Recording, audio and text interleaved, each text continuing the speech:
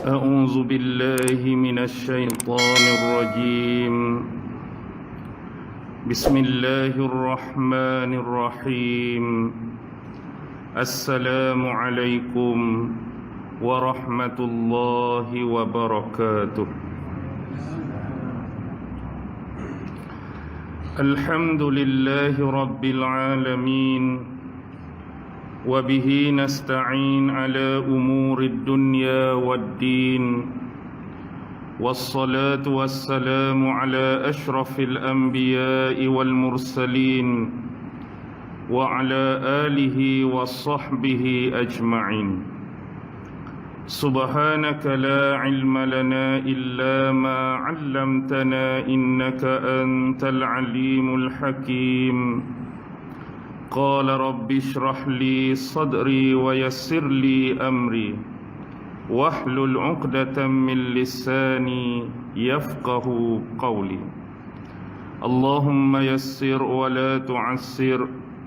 اللهم صل على سيدنا محمد وعلى آله وصحبه وسلم، ولا حول ولا قوة إلا بالله العلي العظيم. أما بعد.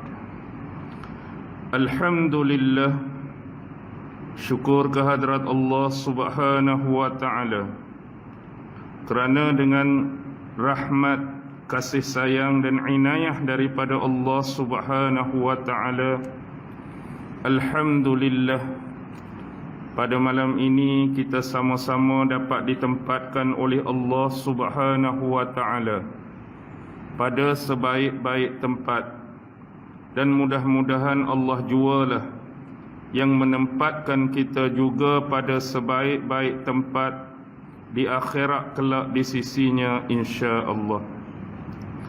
Tuan-tuan, puan-puan, hadirin hadirat, muslimin muslimat yang dirahmati sekalian, bersempena dengan tajuk yang disebut oleh pengurusi tadi, marilah sama-sama kita membaca, menghayati, merenung dan mentadabbur dua potong ayat yang difirmankan oleh Allah Subhanahu wa ta'ala di dalam surah Al-Qasas, surah yang ke-28 di dalam Al-Quran, merujuk ayat yang ketiga dan ayat yang keempat, yang mana Allah Subhanahu wa ta'ala berfirman, A'udzu billahi minasyaitonir rajim.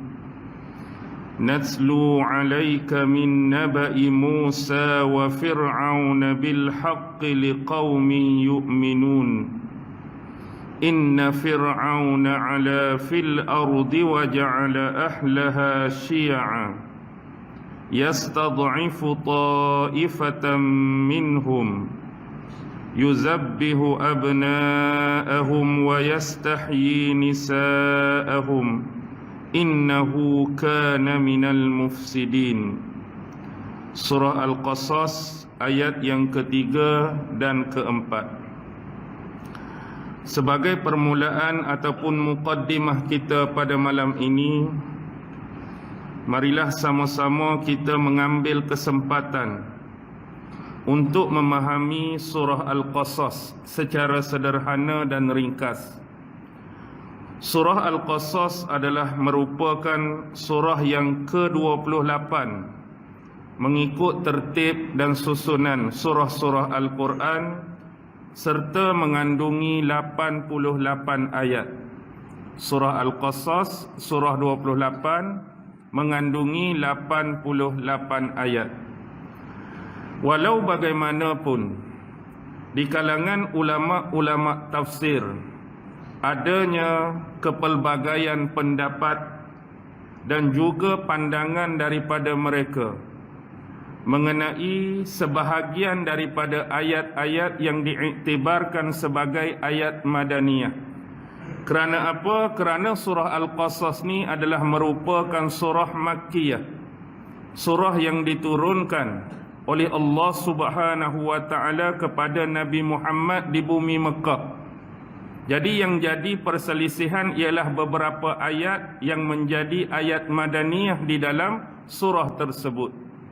Antara lain yang disebutkan oleh Al-Imam Al-Qurtubi di dalam tafsirnya Al-Jami' li Ahkam Quran berkaitan dengan surah Al-Qasas.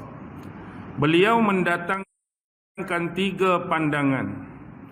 Yang pertama ialah semua ayat-ayat yang berjumlah 88 ayat semuanya adalah ayat Makkiyah. Yang pertama ini berpandangan semua ayat-ayat dalam surah Al-Qasas ni adalah ayat-ayat Makkiyah. Ini adalah pandangan daripada Imam Al-Hasan, pandangan daripada Atha dan pandangan daripada Ikrimah.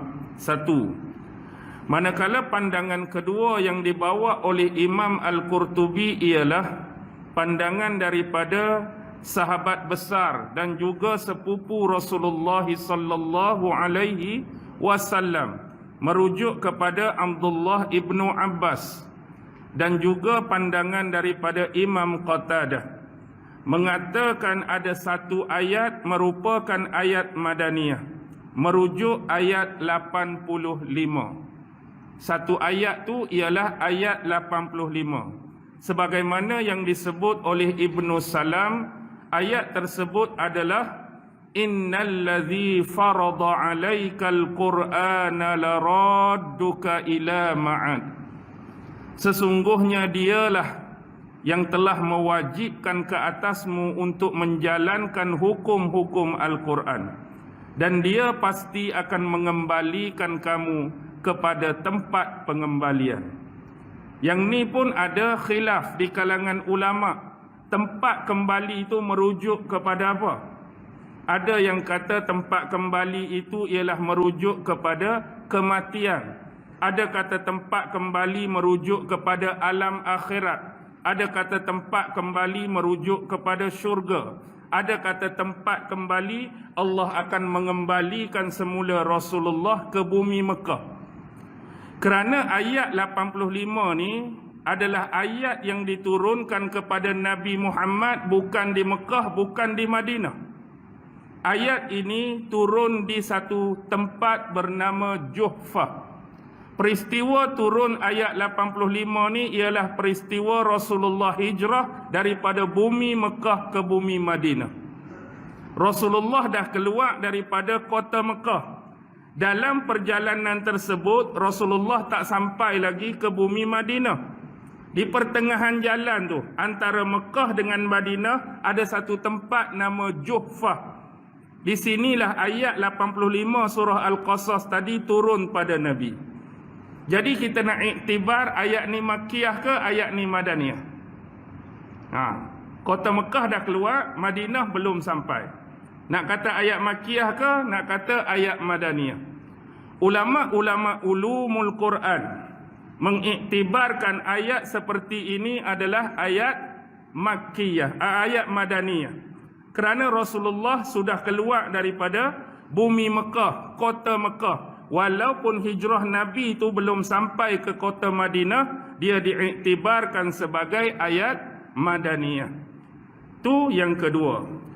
Manakala pandangan ketiga yang dibawa oleh Imam Al-Qurtubi ialah pandangan daripada Muqatil. Muqatil mengatakan selain daripada ayat 85 tu ada 4 ayat lain yang diiktibarkan sebagai ayat Madaniyah, iaitu secara berturut-turut. Bermula daripada ayat 52, ayat 53, ayat 54, ayat 55, tu adalah ayat-ayat Madaniyah. 52, 53, 54, 55 tu ayat Madaniyah. Tu yang disebutkan di dalam muqaddimah tafsir Imam Al-Qurtubi. Dan kalau kita membuat perbandingan ataupun banding beza di dalam muqaddimah tafsir-tafsir yang lain, antaranya yang dekat dengan kita ialah tafsir Al-Imam Ibnu Katsir, tafsir Al-Quranul Azim. Dalam muqaddimah Imam Ibnu Katsir menyebutkan benda yang sama. Ada tentang keseluruhan ayat Makkiyah, ada tentang ayat 85, ada tentang ayat 52 sampai 54. Tetapi dalam tafsir Imam Ibn Katsir, beliau mendatangkan satu riwayat menceritakan tentang surah Al-Qasas ni. Dan riwayat ini datang daripada Al-Imam Ahmad bin Hanbal rahimahullahu ta'ala. Siapa Imam Ahmad ni? Dia adalah pendiri dan pengasas kepada mazhab Hambali, imam mazhab yang 4. Jadi apa kata Imam Ahmad? Imam Ahmad mengatakan, telah menceritakan kepada kami Yahya ibnu Adam, telah menceritakan kepada kami Waqi'. Waqi' mengambil riwayat ini daripada bapaknya, dan bapa Waqi' mengambil riwayat daripada Abu Ishaq, dan Abu Ishaq mengambil riwayat daripada seorang individu yang bernama Ma'di Karibah. Baik, apa kata Ma'di Karibah? Sesungguhnya kami, perkataan sesungguhnya kami menunjukkan dalam peristiwa yang berlaku bukan dia seorang saja. Maksudnya Ma'di Karibah ada beberapa orang lain yang bersama dengannya. Kami datang menemui salah seorang sahabat besar Rasulullah. Siapa sahabat yang Ma'di Karibah dan kawan-kawan dia jumpa? Ialah Abdullah ibnu Mas'ud radhiyallahu ta'ala anhu.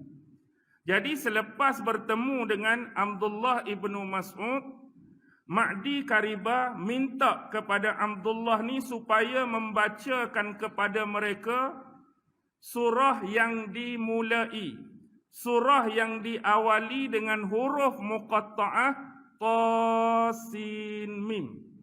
Jumpa sahabat besar ni, tolong baca pada kami surah yang dimulakan dengan huruf muqatta'ah ta sin mim.